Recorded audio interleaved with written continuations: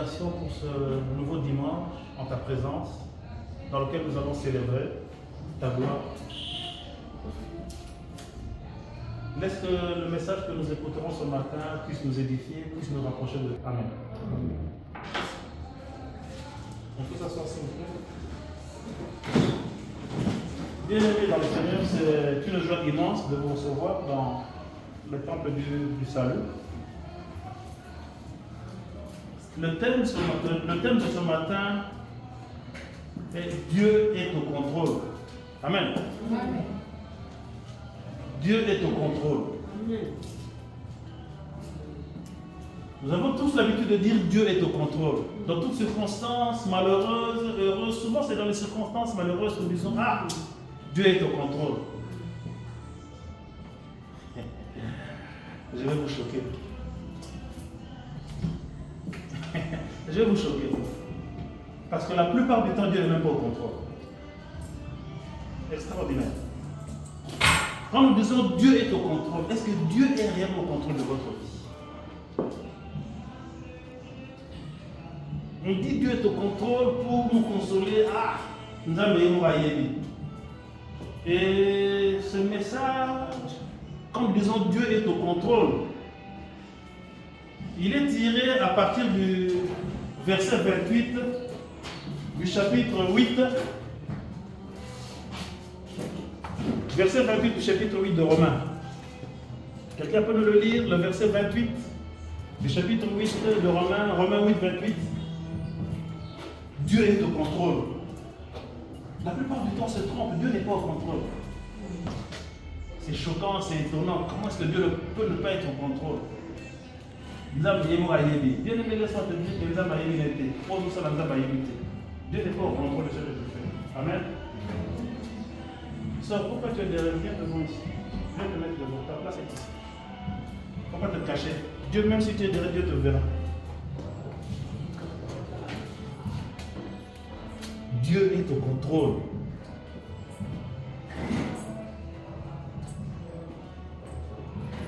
Romains 28. J'ai eu la parole de Dieu. Amen.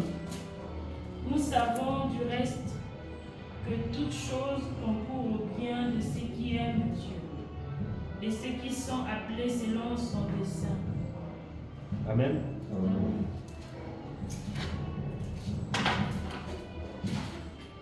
Toute chose concourt au bien de ceux qui aiment Dieu. On aime bien le dire. Toute chose concourt au bien de ceux qui aiment Dieu. Ils à la place, ils allaient laisser mon Dieu, mais ils m'ont aïe.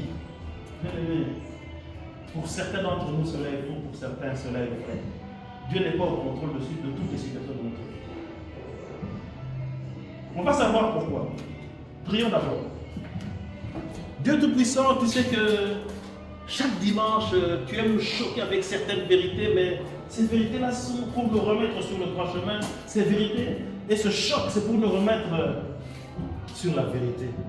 Pour qu'on sache exactement. Parce que le diable utilise la Bible pour égarer les enfants de Dieu, pour dire que mieux c'est ça, regarde, les Arabes aiment. Éternel Dieu Tout-Puissant, nous aimerons ce matin que tu puisses nous éclairer, que tu puisses nous dire la vérité, que tu puisses nous dire ta vérité, afin que nous puissions être édifiés. Ainsi nous en prenons Jésus-Christ. Amen.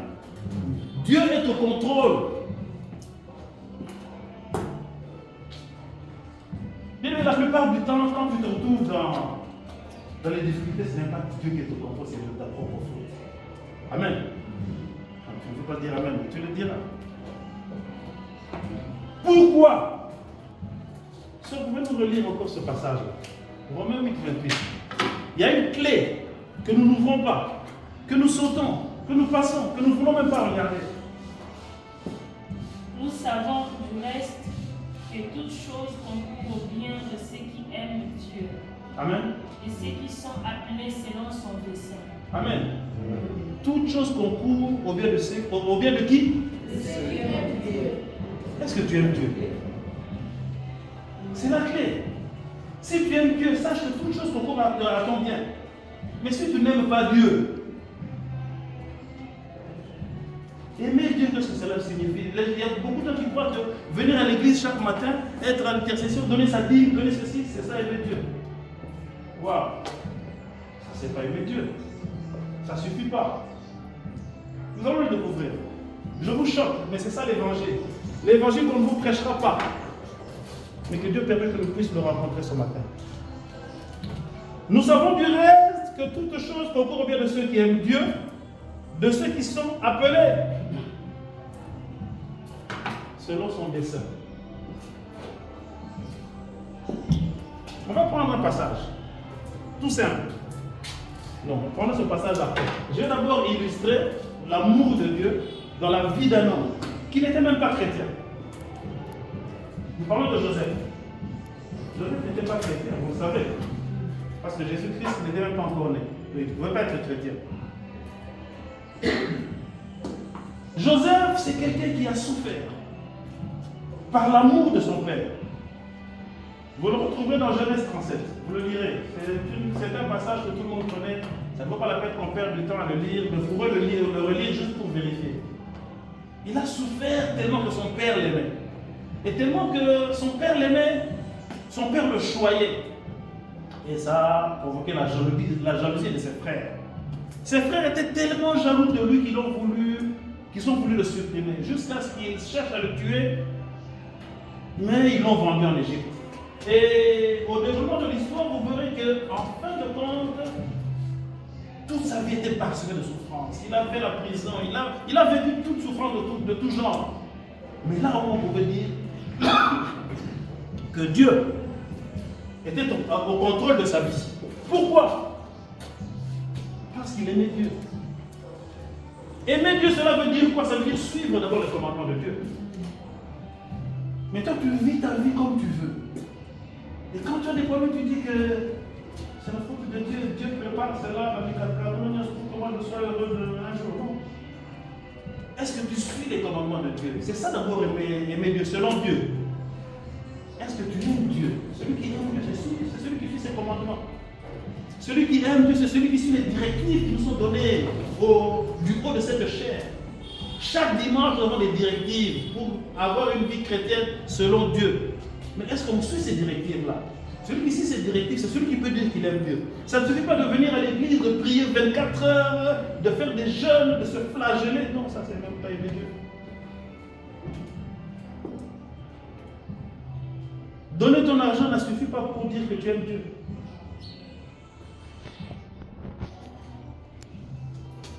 Rappelez-vous de Pierre. Lorsque Jésus-Christ demanda à Pierre, est-ce que tu m'aimes? Waouh, il était choqué. Quelqu'un qui a tout abandonné pour Jésus-Christ. Qui a abandonné son travail, qui a abandonné sa maison, qui a abandonné sa femme, ses enfants, pour suivre Jésus-Christ. Et Jésus-Christ ose lui demander, Pierre, est-ce que tu m'aimes? Waouh. À sa place, je serais choqué, je serais même fâché. Et t'as dit, j'ai tout abandonné pour lui et ensuite on a fait la guinée. Waouh. Bien aimé, je sais que vous aimez cette église. Amen. Beaucoup d'entre vous ont abandonné des grandes églises. Beaucoup d'entre vous ont abandonné de grandes choses pour venir suivre Jésus-Christ dans cette église. Et je vous en remercie. Cette petite église qui a peut-être 20 ou 30 membres, au total peut-être 50. Et vous venez.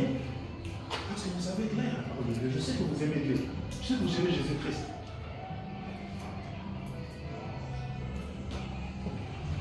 Pierre était choqué. J'ai tout abandonné.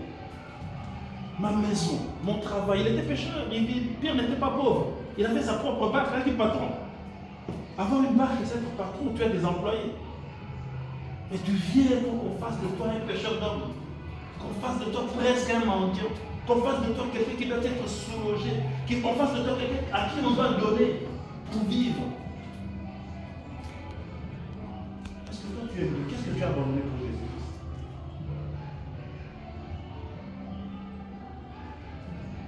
Oui, tu as abandonné Jésus-Christ, mais il te reste une seule chose. Suivre le commandement de Jésus-Christ. Amen. Il ne suffit pas d'avoir abandonné ton père, ta mère, ta maison, ton travail. Il faut suivre le commandement de Jésus-Christ. Quel était le commandement que Jésus donna à Pierre? Il y a quelqu'un qui connaît ce passage? Dans Jean, quand Jésus demanda à Pierre, est-ce que tu m'aimes? Quelqu'un qui connaît ce passage-là?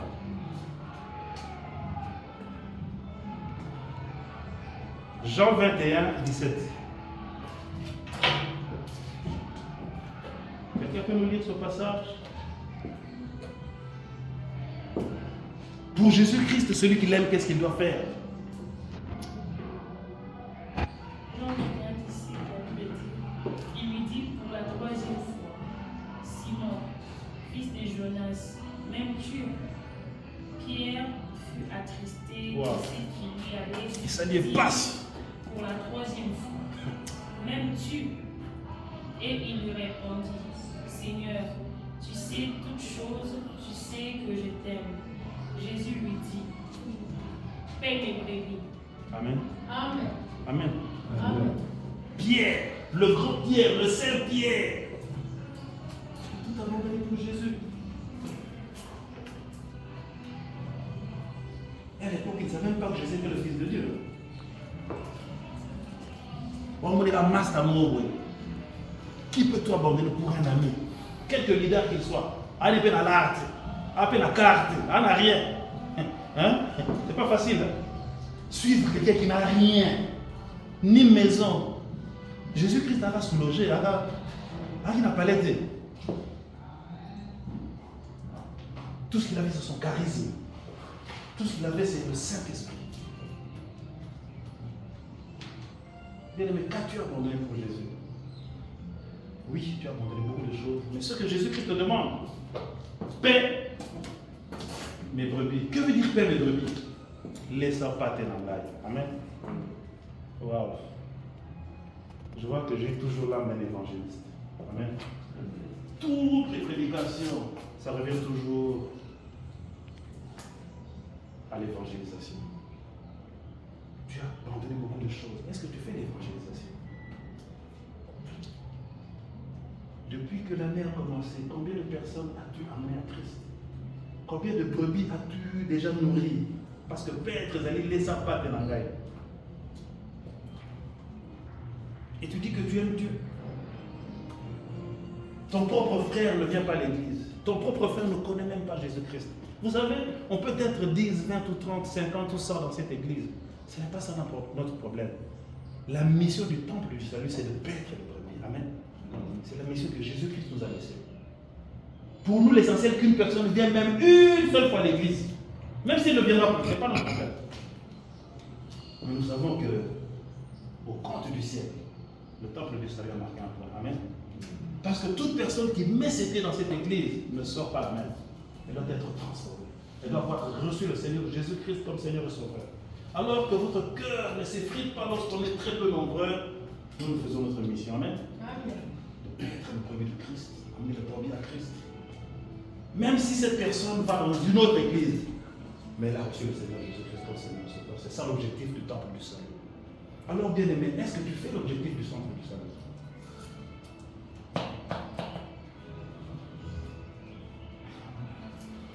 Je vais encore vous donner l'exemple. Ce frère du Campus pour Christ, je ne cesserai jamais de le donner, qui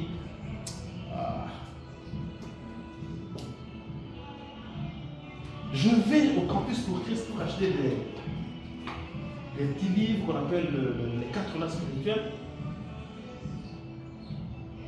C'était vers 11h30. J'avais déjà acheté, on évoluait, il commençait à faire midi, j'ai vu le frère qui était devenu très agité. Je croyais qu'il était agité parce qu'il est midi, c'était peut-être l'heure de sa pause, il devait aller manger.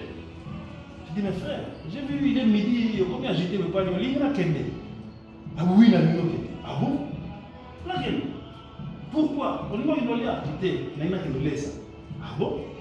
Donc pour lui, chaque jour qui passe, il devait amener 2 âmes à Christ. Donc, pendant qu'il travaillait, à midi, il repose à Kenaraï. Les gens qui connaissent le Campus pour Christ à la 14e rue, ils viennent ici, tout ça, à midi.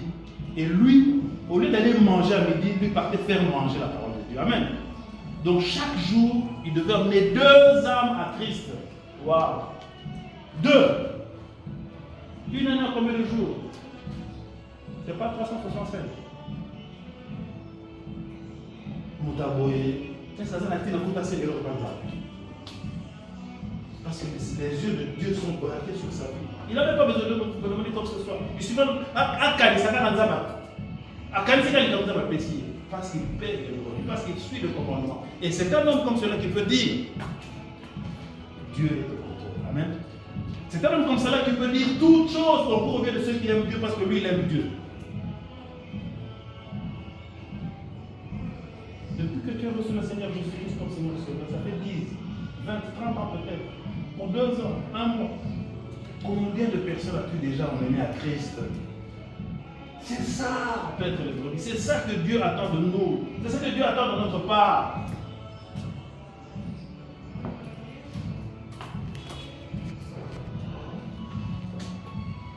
J'interpellerai les chantres.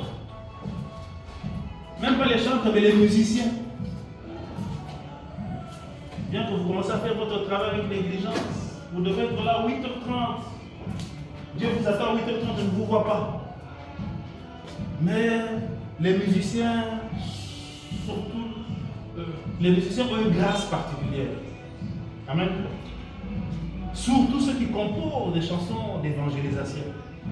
Parce qu'il suffit que sa chanson passe à la radio. Il y a des gens qui entendent la parole de Dieu. Amen. Amen. Et je vous conseillerais, vous les musiciens, lorsque vous composez des chansons qui amènent les gens à Christ. Et Dieu vous bénira. Amen. Ne chantez pas autre chose. Chantez des chansons qui amènent les gens à Christ. Chantez des chansons qui amènent les gens. Composez, surtout les compositeurs. Et faites le travail de Dieu par votre métier. Et Dieu vous bénira à travers ce métier. Amen. Ne chantez pas autre chose. Nazaraki Boé, Nasali Boé. Non, Dieu n'a pas besoin de ça. Oui, les témoignages sont bons. Mais chantez la gloire de Dieu, chantez que les gens viennent à Christ et Dieu vous bénisse. Amen. Peine Bobby. Ouf.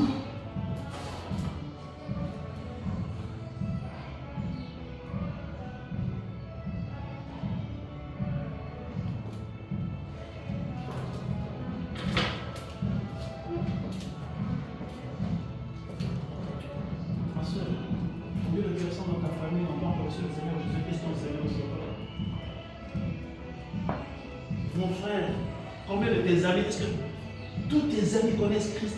Et c'est là où Dieu va nous... C'est là où Dieu nous attend. Combien de tes voisins n'ont jamais entendu parler de la parole de Dieu? La vraie parole de Dieu. Combien de tes amis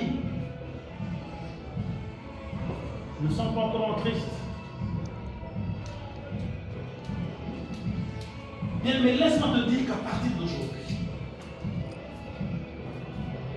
avant que tu ne dises Dieu est au contrôle de ma vie, parce que pour que Dieu soit au contrôle de ta vie, il faut que toi tu aimes Dieu. Aimer Dieu, ça veut dire faire le travail de Dieu. Aimer Dieu, ça veut dire suivre ses commandements. Aimer Dieu, ça veut dire paître les brebis du Christ. C'est seulement à ce moment-là que tu pourras dire toute chose concourt au bien de ceux qui aiment Dieu. Amen. Nous avons parlé de Joseph, mais de quelle manière est-ce que lui il a prouvé qu'il aimait Jésus-Christ?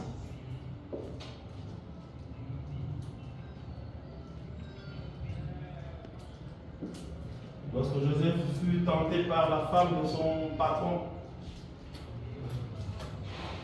il a prouvé qu'il aimait Dieu. Amen. Il a refusé la tentation. C'est une preuve d'amour de suivre le commandement de Dieu. C'est une preuve d'amour de Dieu. Amen. Est-ce que tu te laisses bercer par la tentation? D'abord, est-ce que tu te laisses tenter? Est-ce que tu te laisses emporter lorsque la tentation vient? Parce que la tentation viendra. Elle viendra encore. Elle est déjà venue, elle viendra encore. Jusqu'à la fin de tes jours, tu seras tenté. Bien-aimé, te laisses-tu emporter par la tentation? Succombes-tu à la tentation? Parce que Dieu nous dit qu'il nous a donné toutes les forces pour lutter à la tentation. La tentation, ce n'est pas seulement le péché du sexe. Ce n'est pas seulement l'impudicité. Ça peut être la cupidité au travail. Au salut, comme ta master, au niveau de la monica. La tentation, tu n'aimes pas Dieu. Monica, je peux faire ça, je peux même nous oublier.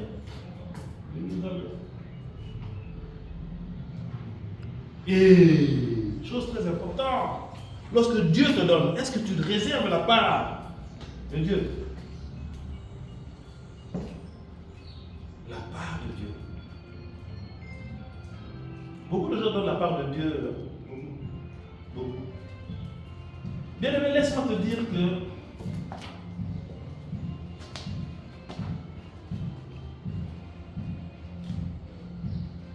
malgré que je ne travaille pas, je ne peux pas dire que je ne travaille pas, ça fait 36 mois que je ne suis pas payé, ça fait 3 ans qu'on n'est pas payé. Mais je fais un effort. Que chaque dimanche, je ne manque pas à mettre ma main dans ce panier. Amen.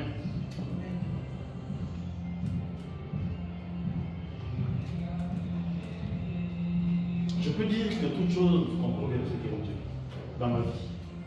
Parce que Dieu prend soin de moi. Amen. Moi et celui qui ne travaille pas, c'est la même chose. Mais je n'ai jamais dormi sans avoir eu le pain. Amen.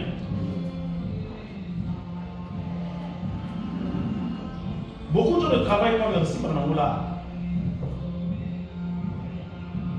Plus que moi d'ailleurs. Est-ce que tu penses à la part de Dieu? Mais comment fais-tu que Dieu te bénisse? Vous avez bataillé au côté mission aux athées. Bataillé au côté évangélisation aux athées.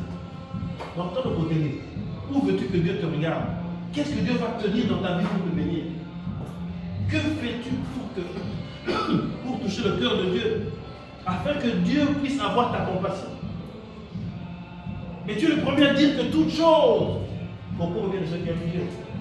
Bien aimé, ce qu'on a dit, nous allons les fautes maintenant. Ce n'est pas la faute de Dieu. Commence par aimer Dieu. Commence à faire son travail. Commence à perdre ses brebis. Et tu verras la main de Dieu dans ta vie. Et là seulement, et seulement à ce moment-là, tu pourras dire que Dieu te contrôle. Et c'est seulement à ce moment-là que tu pourras dire toute chose concourt pour bien de ceux qui aiment Dieu. Amen. Arrêtez de dire cela. Tant que tu ne paieras pas le brebis du Seigneur. Arrêtez de dire cela. Tant que tu n'auras pas suivi les commandements de Jésus-Christ, les commandements de Dieu. Ce n'est même pas les commandements de Jésus, ce sont les commandements de Dieu. Afin que toute chose qui s'accomplisse dans ta vie soit le concours de Dieu. Afin que toutes les circonstances, afin que elles la passe, elles la discerne. Nous sommes dans la zone ça peut lobby la lobby. Amen. Nous allons prier le Seigneur. Dieu Tout-Puissant, merci pour le message de ce matin. Donne-nous le cœur de le retenir. Donne-nous le cœur de mettre en pratique tes commandements. Donne-nous le cœur de mettre en pratique toute prédication que nous recevons du haut de cette chair, afin que notre vie puisse être transformée. Afin que tu puisses être réellement au contrôle de la vie de chacun d'entre nous. Car la Bible dit que tu as un plan merveilleux pour chacun d'entre nous. C'est d'ailleurs dit dans Jérémie que tu nous connaissais depuis le ventre de notre mère. Avant le ventre de notre mère, avant notre conception, que tu avais un plan.